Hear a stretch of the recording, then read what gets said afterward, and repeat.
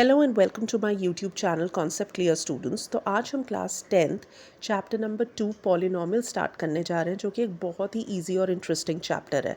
तो आइए तो फिर स्टार्ट करते हैं इस चैप्टर को। देखिए, कोई भी अलजेब्राइक एक्सप्रेशन जब आपके सामने लिखा हुआ आता है तो इसका बिल्कुल भी ये मीनिंग नहीं है कि हर एक अलजेब्राइक एक्सप्रेशन जो है वो आपका पॉलिनोमियल हो। तो फिर आप ये चेक कैसे करेंगे कि जो गिवन एक्सप्रेशन है वो आपका पॉलिनोमियल है भी कि नहीं। देखिए, जो भी अलजेब्राइक एक्सप्रेशन आपको गिवन होगा, सबसे पहले आप उसमें चेक कीजिए कि उसके अंदर अल्फ़ाबेट यानी कि वेरिएबल क्या है। जैसे यहाँ पे मैंने एक पॉलिनोमियल लिया है 2x² - 4x + 3। तो यहाँ पे जो अल्फ़ाबेट है यानी जो वेरिएबल है वो है x। अब इस वेरिएबल की जो पावर होती है हमें चेक करनी होती है। अगर जो वेरिएबल की पावर होती है वो पॉजिटिव भी है और साथ में वो एक होल नंबर भी है, सिर्फ इसी केस के अंदर वो पॉलिनोमियल कहलाती है। तो आई रिपीट, अगर आप चेक करते हैं कि अलजेब्राइक एक्सप्रेशन के अंदर जो अल्फ़ाबेट यानी वेरिएबल है उसकी पावर पॉजिटिव होने के साथ साथ एक होल नंबर भी है, तभी वो एक्सप्रेशन कहलाता है हमारा पॉलिनोमियल। तो ये वाला जो एक्सप्रेशन यहाँ पे गिवन है, अगर आप ध्यान से देखेंगे तो 2x² गिवन है यहाँ पे, यानी x की पावर 2 है। 2 पॉजिटिव भी है और होल नंबर भी है। फिर -4x है, यानी x की पावर 1 है जो कि पॉजिटिव है और होल नंबर भी है। यानी ये जो गिवन एक्सप्रेशन है ये हमारा पॉलिनोमियल है। तो आई होप आप ये सीख गए होंगे कि हमें पहचानना कैसे है कि गिवन एक्सप्रेशन पॉलिनोमियल है भी कि नहीं। अब मान लीजिए यही सेम एक्सप्रेशन गिवन होता लेकिन x की जगह पे y लिखा हुआ होता, जैसे 2y² - 4y + 3 लिखा हुआ होता। तो बस हम px की जगह लिखते py, क्योंकि जो भी हमारी अल्फ़ाबेट मेंशन्ड होती है हमारे पॉलिनोमियल में हम उसी को यहाँ पे लिखते हैं। पहले ऊपर में x लिखा था तो हमने px लिखा था, नीचे वाले में हमने y लिखा है तो ये py हो गया। आई होप ये क्लियर हो गया होगा आपको। चलिए, तो इसी एग्जाम्पल को दोबारा लेकर अब इसमें कुछ और चीज़ें समझते हैं। देखिए, 2x² - 4x + 3, अब ये तो हम समझ गए कि ये हमारा एक पॉलिनोमियल है। लेकिन अगर मैं आपसे पूछूं कि इसके अंदर टर्म्स कितने हैं, तो देखिए इसके अंदर कुल टोटल 3 टर्म्स है। कौन कौन से टर्म्स है इसके अंदर? एक तो है 2x², दूसरा है -4x और तीसरा है 3। अब टर्म्स की मदद से ही बनते हैं हमारे पॉलिनोमियल्स, और जो टर्म्स होते हैं वो किसकी मदद से बनते हैं? कोएफिशिएंट और वेरिएबल की मदद से। तो सबसे पहले समझते हैं कि कोएफिशिएंट आखिर होता ही क्या है। कोएफिशिएंट होता है, जैसे कि मान लीजिए अगर मैं आपसे पूछूं x² का कोएफिशिएंट बताइए, तो x² के सामने जो नंबर लिखा हुआ होगा वो होगा इसका कोएफिशिएंट। जैसे x² के आगे क्या नंबर लिखा हुआ है? 2। तो यानी 2 is the coefficient of x²। I hope ये क्लियर हो गया होगा। तो चलिए फिर -4x का चेक करते हैं। तो अब x का कोएफिशिएंट क्या है? x के पहले क्या लिखा हुआ है? -4। तो -4 is the coefficient of x। अब 3 तो एक कांस्टेंट है। अब बात करते हैं वेरिएबल की। तो अगर इस पॉलिनोमियल को ध्यान से देखा जाए तो इस पूरे पॉलिनोमियल में कौन सा एक्सप्रेशन, आई मीन कौन सा अल्फ़ाबेट है? x। तो यहाँ पे वेरिएबल हुआ हमारा x। तो अब यहाँ पे ध्यान देने वाली बात क्या है कि टर्म्स से मिलकर बनता है पॉलिनोमियल, और टर्म्स कैसे बनते हैं? कोएफिशिएंट ऑफ वेरिएबल की मदद से। तो आइए अब हम अलग अलग टाइप के पॉलिनोमियल्स देखते हैं on the basis of number of terms. देखिए, एक उसके टर्म्स तो देखिए कितने भी हो सकते हैं, 1 2 3 4 कितने भी टर्म्स हो सकते हैं, करेक्ट।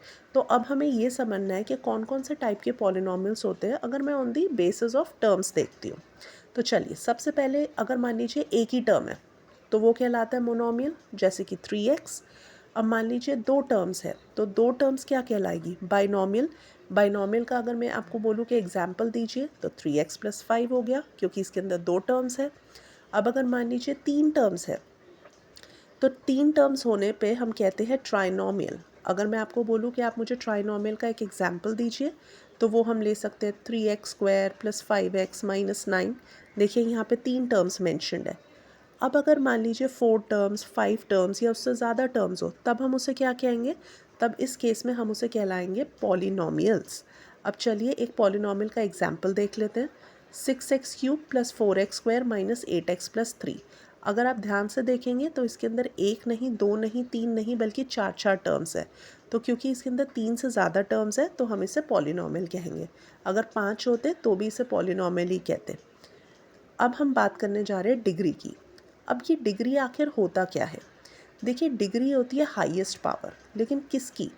जो हमारा वेरिएबल यानी कि हमारा अल्फ़ाबेट होता है, हम चेक करते हैं कि उसकी पावर्स जो मेंशन्ड है उसमें से जो हाईएस्ट पावर होगी वो कहलाती है इसकी डिग्री। अब देखते हैं डिग्री कितने टाइप्स की होती है। देखिए डिग्री 1 भी हो सकती है, 2 भी हो सकती है, 3 भी हो सकती है। तो उसके बेसिस पे हम जानेंगे कि पॉलिनॉमियल्स कौन से होते हैं। देखिए अगर डिग्री 1 है तो उस केस में हमारा जो पॉलिनॉमियल होता है वो कहलाता है लीनियर पॉलिनॉमियल। और अगर मैं आपसे कहूँ कि लीनियर पॉलिनॉमियल का एक एग्जाम्पल बताइए, तो वो आप लिख सकते हैं जैसे 3x+5, क्योंकि इसके अंदर जो हाईएस्ट पावर है x की वो 1 है, तो ये हो गया लीनियर पॉलिनॉमियल। ठीक इसी तरीके से मान लीजिए अगर डिग्री 2 है तो 2 डिग्री वाले पॉलिनॉमियल को हम कहते हैं क्वाड्रेटिक पॉलिनॉमियल। और अगर मैं आपको बोलूँ कि क्वाड्रेटिक का एक एग्जाम्पल बताइए, तो आइए फिर क्वाड्रेटिक पॉलिनॉमियल का एक एग्जाम्पल देखते हैं। वैसे तो आप कोई भी एग्जाम्पल ले सकते हैं इसमें, लेकिन मैं जो एग्जाम्पल ले रही हूँ वो है वही जो अभी हमने पिछले उसमें भी लिया था एग्जाम्पल, वही सेम एग्जाम्पल मैं ले रही हूँ ताकि आपको समझने में ईजी हो। तो आइए लिखते हैं फिर इस एग्जाम्पल को। तो ये है 2x²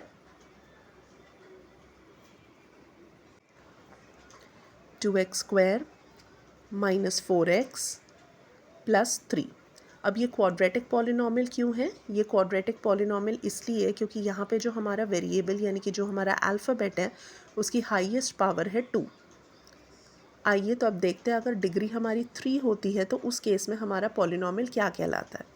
अगर डिग्री होती है 3 तो वो पॉलिनॉमियल कहलाता है क्यूबिक पॉलिनॉमियल। और अगर मुझे क्यूबिक पॉलिनॉमियल का कोई एग्जाम्पल देना हो तो फिर हम क्या करने वाले हैं, हम ऐसा एग्जाम्पल लेने वाले हैं जिसके अंदर हाईएस्ट डिग्री जो है वो 3 रहे। तो आइए लिखते हैं फिर इस एग्जाम्पल को। इसके अंदर हम यही वाला एग्जाम्पल रिपीट कर लेते हैं। 6x³ plus 4x² minus 8x plus 3। तो इसके अंदर आप देख ही सकते हैं हाईएस्ट डिग्री 3 है, इसलिए ये क्यूबिक पॉलिनॉमियल है। आई होप ये अच्छे से आपको क्लियर हो गया होगा। आप स्क्रीनशॉट भी ले सकते हैं ताकि आपको कोई कन्फ्यूजन ना रहे, और अगर कोई बाई चांस डाउट आए तो आप कमेंट सेक्शन में लिख भी सकते हैं। अब हम समझने जा रहे हैं ज़ीरोज़ ऑफ द पॉलिनॉमियल। वैसे ज़ीरोज़ ऑफ द पॉलिनॉमियल का मतलब क्या होता है? इसका मतलब ये होता है कि जो हमारा एक्सप्रेशन होता है, जो पॉलिनॉमियल होता है, उसके अंदर जो अल्फ़ाबेट होता है यानी जो वेरिएबल होता है, उस वेरिएबल की जगह पे मैं आखिर ऐसी कौन सी वैल्यू रख दूँ ताकि पूरा का पूरा आंसर जो है वो ज़ीरो हो जाए। देखिए जैसे इसको एक एग्जाम्पल से समझते हैं। मान लीजिए मेरे पास 3x माइनस 6 है, तो यहाँ पे वेरिएबल क्या हुआ? x। तो अब क्वेश्चन ये है कि मैं x की आखिर क्या वैल्यू रखूँ कि पूरा आंसर ज़ीरो हो जाए। तो ये चेक करने के लिए मैं 3x माइनस 6 को ज़ीरो से इक्वेट करूँगी, तो 6 दूसरी तरफ चला जाएगा, इधर माइनस है तो उधर प्लस हो जाएगा, तो 3x इज़ इक्वल टू 6। अब x की वैल्यू यहाँ पर आ जाएगी 2। तो ये जो 2 है ये मेरा ज़ीरो ऑफ द पॉलिनॉमियल है, और इसका मतलब ये है कि जो ऊपर एक्सप्रेशन गिवन है 3x माइनस 6, अगर मैं x की जगह पे 2 लिख दूँ तो मेरा ओवरऑल आंसर जो है वो ज़ीरो हो जाएगा। आप इसे सब्स्टिट्यूट करके चेक भी कर सकते हैं। आई होप आपको ज़ीरोज़ ऑफ द पॉलिनॉमियल समझ आया होगा। ये समझना बहुत ही ईजी है, कुछ भी नहीं है। इसके अंदर बस आपको एक ऐसी वैल्यू डालनी होती है जिससे ओवरऑल आंसर जो है वो आपको ज़ीरो हो जाए। तो चलिए इसी के बेसिस पे अब हम एक बहुत इंपॉर्टेंट चीज़ डिस्कस करने जा रहे हैं। मान लीजिए मेरी जो डिग्री है, मान लीजिए डिग्री की वैल्यू आती है 1। तो अगर डिग्री 1 होगी तो इसके नंबर ऑफ़ ज़ीरोज़ भी 1 होंगे। कहने का मतलब ये है जो भी डिग्री होगी उतने ही नंबर ऑफ़ ज़ीरोज़ होंगे। अब डिग्री 1 था तो नंबर ऑफ़ ज़ीरोज़ भी 1 थे। अगर मान लीजिए डिग्री 2 होती है तो फिर नंबर ऑफ़ ज़ीरोज़ भी 2 हो जाएंगे।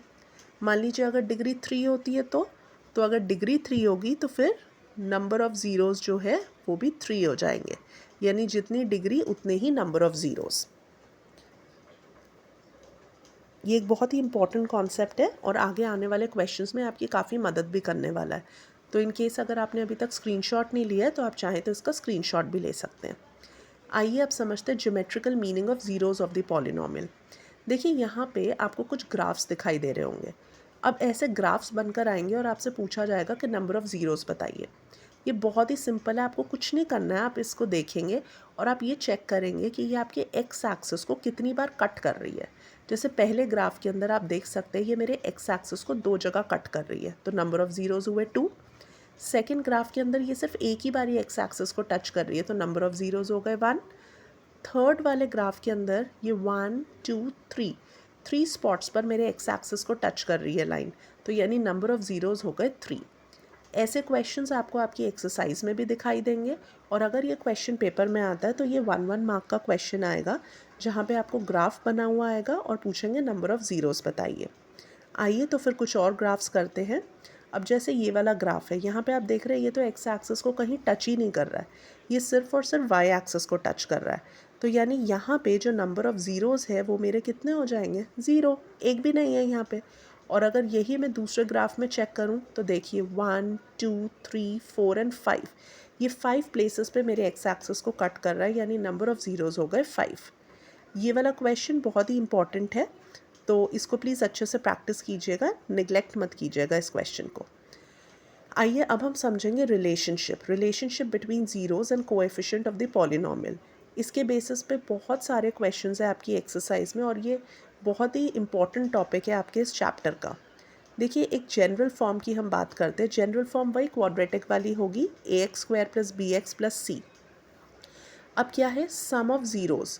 अगर मैं सम ऑफ ज़ीरोज़ की बात करूँगी अल्फ़ा प्लस बीटा, तो वो आएगा -b/a, और प्रोडक्ट ऑफ ज़ीरोज़ आएगा c/a। अब देखिए, इसको एक एग्जाम्पल से समझते हैं तो ज़्यादा बेहतर तरीके से आप समझ पाएंगे। मान लीजिए मेरे पास एक एक्सप्रेशन है 2x² - 8x + 6। तो सबसे पहले हम a, b और c की वैल्यू निकालते हैं। a होता है x² का कोएफिशिएंट, b होता है x का कोएफिशिएंट, और c होता है कांस्टेंट। यानी a की वैल्यू आएगी 2, b की वैल्यू आएगी -8 और c की वैल्यू आएगी 6। अब हम अल्फ़ा प्लस बीटा निकालते हैं। अल्फ़ा प्लस बीटा -b/a होता है, तो वैल्यू सब्सिट्यूट करते हैं, -8/2 यानी 4 आता है। अल्फ़ा इंटू बीटा करेंगे तो c/a यानी 6/2 विच इज़ 3। अब ये करने के बाद हम वापस से इस एक्सप्रेशन को लिखेंगे 2x² - 8x + 6, और मिडिल टर्म की मदद से हम सबसे पहले इसके फैक्टर्स फाइंड आउट करेंगे। तो अगर आप 2x² - 8x + 6 को फैक्टराइज करेंगे तो आपके पास क्या आएगा? आइए इसे मिडिल टर्म स्प्लिट करके देखते हैं। फिर सबसे पहले जब मैंने इसे प्राइम फैक्टर किया तो आप देख सकते हैं कि मुझे 12 के फैक्टर्स बनाने पड़ेंगे, विच इज़ 2 × 2 × 3। तो ये जो मैं स्प्लिट करूँगी ये क्या हो जाएगा? 2x² - 2x - 6x + 6। अब मैं इसमें करने जा रही हूँ ग्रुपिंग। पहले दो टर्म्स के अंदर 2 और x कॉमन है, तो मैंने 2x कॉमन लिया तो मेरे पास बचा x - 1, और फिर मेरे पास क्या कॉमन है? -6, तो क्या बचा? x - 1। आइए तो फिर इसे फर्दर सॉल्व करते हैं। तो अब मेरे पास क्या आएगा? 2x - 6 x - 1। अब जब मैं इसे ज़ीरो के साथ इक्वेट करूँगी 2x - 6 = 0।